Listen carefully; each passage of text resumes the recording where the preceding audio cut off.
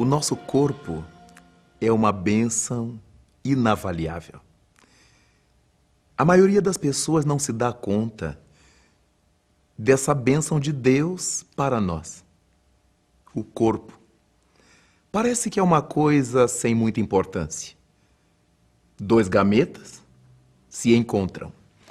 O espermatozoide, numa desabalada carreira de alguns milímetros por segundo, alcança o óvulo na intimidade feminina. Esse óvulo perfurado libera uma quantidade de energia no contato com esse espermatozoide.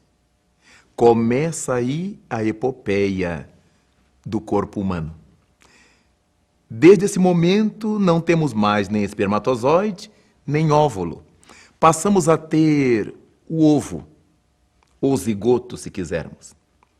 E daí, o ser espiritual, vinculado a esse ovo, a esse zigoto, magneticamente a ele vinculado, poderíamos dizer, psiquicamente a ele ligado, dispara um processo automático que a biologia chama de cisciparidade. As células se multiplicam, agora sob o comando de uma inteligência que passa de maneira inconsciente a dirigir o processo da transformação da célula-ovo num corpo humano. Os folhetos blastodérmicos falam da grandeza de Deus. Os neuroblastos falam da beleza de Deus. A partir dali se vão definindo o que será músculo, o que serão ossos, o que será pele, tudo a partir de uma célula. A vida tem começo para o ser humano nesse ato da fecundação. É por causa disso, vale a pena esse parêntese, que se constitui um crime diante das leis de Deus a perpetração do aborto em qualquer período da gestação. Porque desde o começo da gestação já existe um ser espiritual vinculado a essa célula-ovo. E tudo se desenvolve. Dali a pouco, já se pode ouvir o coração. Dali a pouco mais, aquele gerino vai tomando forma. É um verdadeiro girino que vai tomando forma. Uma forma que todos os animais vai tomando. A definição da cabeça, da coluna dorsal, não falta a cauda, depois os membros superiores, inferiores, as genitálias, que vão depois tomando conformações, entram as partes que têm que entrar, saem aquelas que têm que sair, se forem meninas, se forem meninos, e depois de 9 meses lunares, nasce a criança com seu corpo físico. É o milagre da lei de Deus. É a bênção do corpo físico. E é nesse corpo físico que nós estaremos incumbidos de realizar o próprio progresso ao longo de alguns minutos, de algumas horas, alguns poucos meses ou durante dezenas de anos. Quando nós pensamos no corpo físico, temos que convir que ele é um instrumento que Deus nos concedeu para propiciar-nos a evolução aqui no planeta.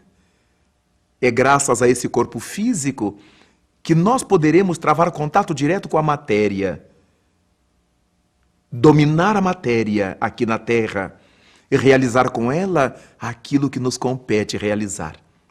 Nós somos dotados de um corpo porque o Criador entendeu que esse corpo físico seria como um escafandro para aquele indivíduo que tem que descer às profundidades dos mares. Se não houvesse essa roupa de ferro do escafandrista, ele seria destruído pela pressão das colunas de água sobre ele.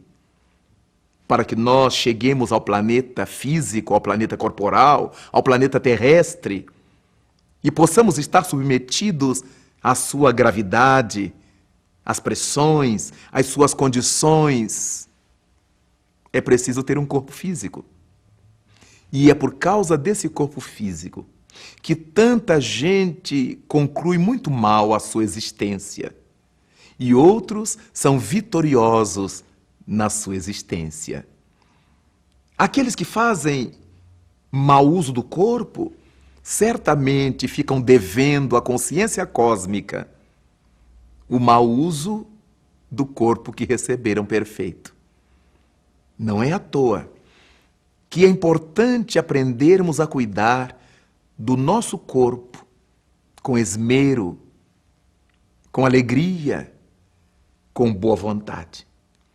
Tratá-lo como quem trata um animal de estimação, um jumentinho, como chamava Francisco de Assis.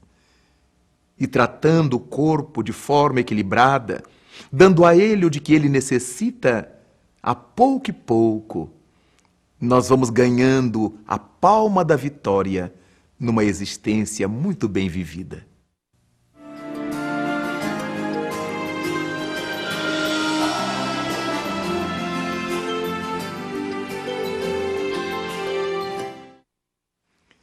Quando dizemos que é importante cuidar bem do nosso corpo, vale a pena pensar no espectro de elementos que não devem fazer falta no cuidado com o nosso jumentinho, com o nosso animal biológico. São quase 60 trilhões de células a serviço do ser espiritual que nós somos, a serviço do espírito. Nós governamos uma província, um estado biológico de 60 trilhões de indivíduos celulares. Então é importante saber que se deve tratar do corpo com o mesmo respeito com que se trata o espírito. E ao tratar do corpo com esse respeito, nós teremos muito cuidado com aquilo que ingerimos, aquilo que comemos, aquilo que bebemos. Há muita gente que come indevidamente, que come excessivamente, que come verdadeiros venenos para o corpo orgânico, pelo prazer de degustar coisas estranhas, coisas raras, mas nem sempre de boa qualidade alimentar. Acepipes penosos, apimentados, muito ardidos, que não contribuem nada com o valor nutritivo da alimentação. É óbvio que esse hábito alimentar vai gerando problemas para o espírito, que vai vendo o seu jumentinho vivendo dificuldades orgânicas. Há outros que bebem não água, não sucos de frutas, mas bebem verdadeiros venenos para o organismo. Resolvem usar todos os tipos de destilados, de infusões, tudo que lhes vem à mente, tudo que a indústria coloca no mercado, sofisticados, tiram-lhe a lucidez e vão gradativamente destroçando o equilíbrio orgânico. Os alcoólicos, antigamente chamados de alcoólatras. E dessa maneira nós vamos verificando que o corpo vai sofrendo gradativamente. Vamos perdendo energias úteis à vida. E se estamos jogando fora as energias da vida, vamos morrendo mais rapidamente. E esses usos caracterizarão a pena de morte autoimposta, que se chama suicídio. Ainda que seja um suicídio indireto. Ninguém que esteja comendo demais está querendo morrer, mas não sabe que ao comer demais está provocando a própria morte. Ninguém que ingere alcoólicos está querendo morrer, mas não sabe que ao ingeri-lo está diminuindo o tempo de vida. Aqueles que são tabagistas, aqueles que fumam desde o cigarro comum a todos os demais produtos que fazem fumaça, Não sabem que estão destruindo o corpo físico. Nós deveríamos cuidar desse jumentinho com todo carinho, porque não sabemos quando é que o Criador nos vai permitir estar na terra de novo. Quando é que o Criador nos vai consentir um novo corpo, uma nova oportunidade. Desse modo, cuidar do corpo e do espírito é lei de Deus para nós. Lei do trabalho. Dar ao corpo atividade. A inanição é um veneno para o nosso organismo. A preguiça, por isto, é inimiga nossa. Deste modo, como é importante permitir que o corpo se exercite ou seja exercitado. As ginásticas, a educação física, os esportes, o trabalho. Mas, naturalmente, como Deus é perfeito, colocou ao lado da lei do trabalho a lei do repouso. Porque nós não devemos expor o nosso corpo a excessos de trabalho. Para enriquecer, por mania, para ganhar dinheiro, por exibicionismo, o nosso corpo tem seus limites e por isso precisa de descansar, precisa de repouso, a lei do repouso. Vamos ver quantas horas o nosso corpo precisa de sono para que sejam supridas suas necessidades. Vamos cuidar bem dele. Nada de virar noites em claro, apenas para virar noites em claro. Deixemos para quando houver necessidade.